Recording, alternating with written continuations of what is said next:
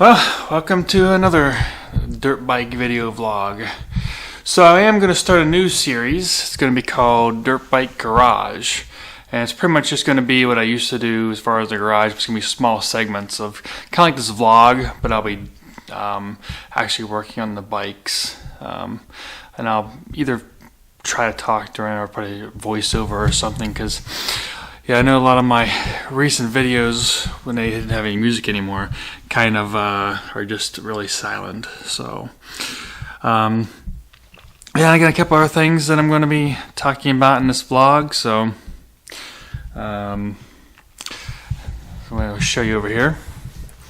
Is you can't give this stuff away anymore, man.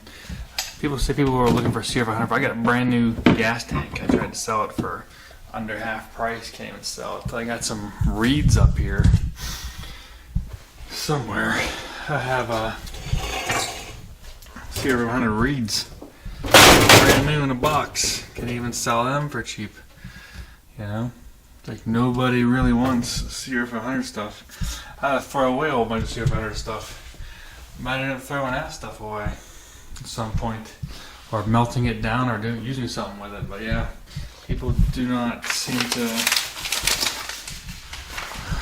really want CR500 parts around here. I've also got a some around here. Got a brand new CR85 exhaust. Brand new CR5 exhaust, still in the package. But yeah, CR500 stuff really isn't going very good. I try to get rid of it. So, well, so yeah, I got a couple topics today. Some were requested, so I'll get going on those topics then. So this first segment, I'm just going to talk about how I got into video and video editing and things like that. So the first video recorder I got was whenever my first daughter Amelia was born, and so I'd gotten the video to start recording stuff like that. So, and here's some video, the first videos I've taken. I've got a lot of old footage, and back then, actually, it used to just be that you would have to use a mini DV cassette tapes, and I still have some. I need something to read them because I probably have some things on there that I haven't gotten off. And then you have to replay them on the computer to record them back on the computer. So you know, rewind them and everything. So that was, you know, before the SD cards and everything. At least before the SD cards were cheaper, like they are now. So anyhow, that was some of my first video, and I used that for a very long time. Now, when I first got into dirt bike riding, to get into YouTube, at first I didn't want to go into YouTube at all, and I was just putting videos on my own site, and I kind of had like my own little blog, and I had the videos hosted on my own site. And what I was trying to do is just, it wasn't even talking video, it wasn't no music or nothing, it was just like me moving a connecting rod or me moving a clutch or something like that, and it was mostly just a whole bunch of blog text with those little video snippets. And there was some issue that I didn't like. For one, just putting the videos online using just regular HTML stuff, it was downloading the entire video before it would play it and stuff like that, and it just wasn't that good. So I ended up having to go to YouTube just to embed these videos. And my first videos on YouTube were just those snippet videos. And one of the reasons I didn't want to go to YouTube was because I know one of the founders, the guy that uploaded the first video, the elephant, the trunk video. He's kind of a dickhead. So he actually, back in '96 when I knew him, he actually gave him some things, and he just took the idea and then didn't give me any credit later on. Said he came up with the idea by himself or something. It was something stupid. It's not like making money off it, but still, the fact that he would just ignore the fact that I gave him the idea that he used was kind of bad. And then he also said a whole bunch of other stuff that was kind of stupid, And then he he basically said, why would you do something like that? You know, something like I was showing him something. I was like, why would you do that? Why would you do it that way? And then he's like, where can I learn to do it that way? You know, completely contradicting himself. And that he thinks it was stupid to do it that way, but then he wanted to learn how to do it that way. But anyhow, oh yeah, and then someone else I knew went out to a restaurant with him once, and he was being a dickhead to the waitress. You know, so he's not really. First of all, he's not a smart guy. He's actually pretty dumb. But not only is he dumb, but he's also pretty arrogant and pretty much not a nice guy. Anyway, that's why I didn't want to use YouTube. But then it got bought by Google, and so I was less concerned about it then. And so I started putting my videos on there. And for the first year in 2008, you can still see some of the old videos, but I took a lot of them down. But I was mostly just videotaping stuff at home. I wasn't videotaping dirt biking. I had some video I had taken out and people would record. Now record me doing drive-bys and things like that with the standing camera, but I didn't have anything that was mounted to me. And I tried to mount my camera to me, and I tried to mount the camera on my dirt bike itself, but that turned out bad because without a solid state drive like those SD cards, you can't really have a dirt bike vibrating when it's trying to write the magnetic tape. It doesn't turn out that well. So that was a non-starter there, but I did try it. So what I have here is kind of the evolution of my dirt biking cameras. Back then, the GoPro was terrible. So I started looking into 2009, or the end of 2008, I think, when I bought this. This is a refurbished one because it broke at some point. But so I had this is it was better quality than the GoPro, because back then you have to remember the GoPro was shit. I mean, seriously, when I looked at it, it was shit, and it required a special battery. This takes 4 AA batteries. You just buy a whole bunch of batteries, and then you just keep replacing them. And it actually shot footage for a long time before it ran out of battery. It did go 5 hours or so, almost a full day, without having to change the batteries on this thing.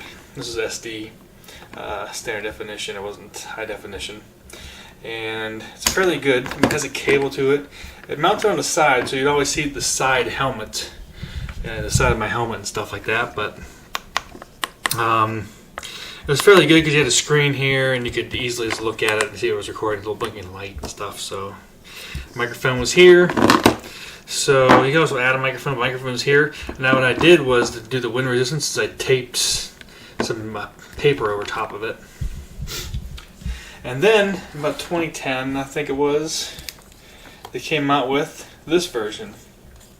At the time, I had still looked at the GoPro. It was still shit. So, I mean, the GoPro had real bad fisheye video back then, and plus it was just, still had the special batteries. So I wasn't too keen on it. This thing here, I could just turn on at the beginning of my ride, and I would pretty much stay recording the whole ride. Now this thing here the batteries would last about 2 hours on these things, so I had to keep changing batteries on this one a lot more. And plus you only get about 4 hours of video or so before you have to switch the SD card, which you could do. So this was good. Again, you can see I have electrical tape on the cable here because these cables will start going bad because of bending around and stuff like that. But so this is what I first started out with, and these were pretty good, but they never updated it. So now what do I have? Where I've slowly transitioned to. At first I was using both of them, this and this, about a year ago or so. Now I'm slowly on this. Now I bought this, I'm not sure, was it 2 years ago maybe? Yeah, it had been 2 years ago. And I didn't buy it for dirt biking. I bought it for snorkeling, as you can see in some of these videos.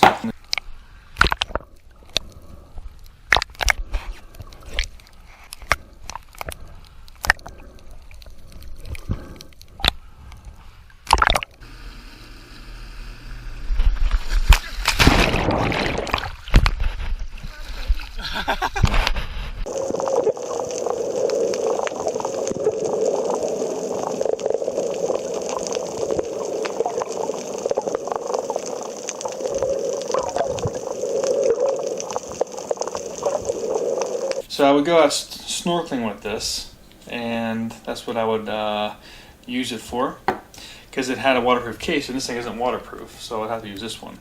And now I have this mounted on the front of my face mask, and also as you can see here, I have 2 batteries, or actually I have 3. One's in here, and I have 2 of these. So I charge up 3 batteries, and I can usually get through a ride switching. If I go myself, 3 hours, I can usually go through. About 4 hours, I can usually use 2 batteries in 4 hours. So it's about 6 hours worth of batteries with these. If I start going on a longer ride, I would change it. But I usually just, with this thing here, what I would do is just record the entire ride from start to end, never stop it. With this one, just because it's higher definition now, it's 4K and has 120 frames per second plus the special batteries, I'll start and stop it at the beginning of a trail. It kind of works out better because now I have segmented parts versus having to sort through this entire day's worth of riding to figure out where I'm at. So that's what I'm using now completely. I'm not using this anymore. Completely, they don't even make a new version of it. This is the POV HD. So I have checked out the Hero 5. I also considered getting 2 of these and put them side by side to do 3D in the woods, because if you mount them properly side by side, you can merge them together in your editing software to get 3D. But I haven't done that. And I also looked at the 5, but as far as I can tell, it's not any really better than the 4, so I'm still sticking with the 4. So that is my video camera history and my YouTube history. Of course, I don't use the mini DVs anymore. I've had at least 3 cameras that use SD cards. So this one here is one of my older ones. I don't really have any of the mini DVs anymore. This might have been my first one after mini DVs. As you can see, it's got a YouTube sticker on it. One Touch YouTube, I never used that. But so this is a JVC.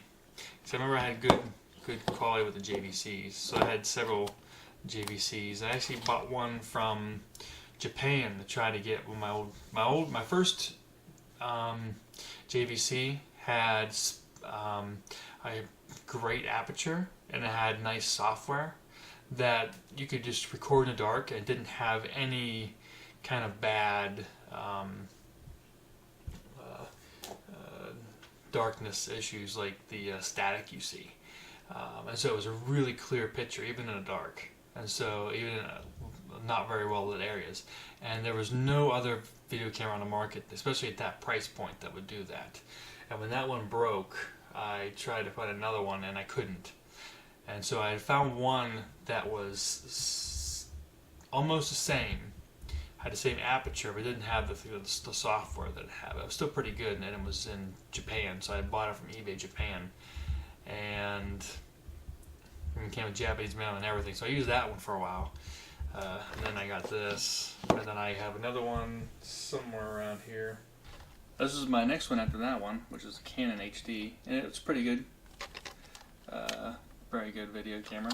Of course, not as good as the Sony 4K with a big microphone on top of it, but that's my next one that I started to use.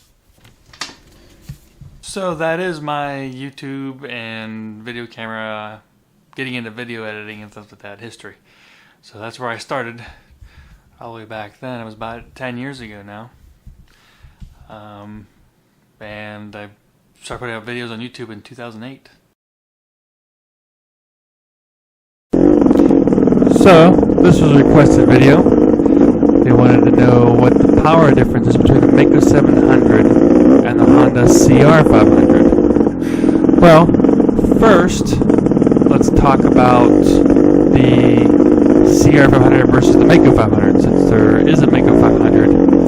And so let's first talk about that. And let's ignore the people claim this or that year is better. I mean, the 85 and 86 were the short rod years, and then they went to a long rod.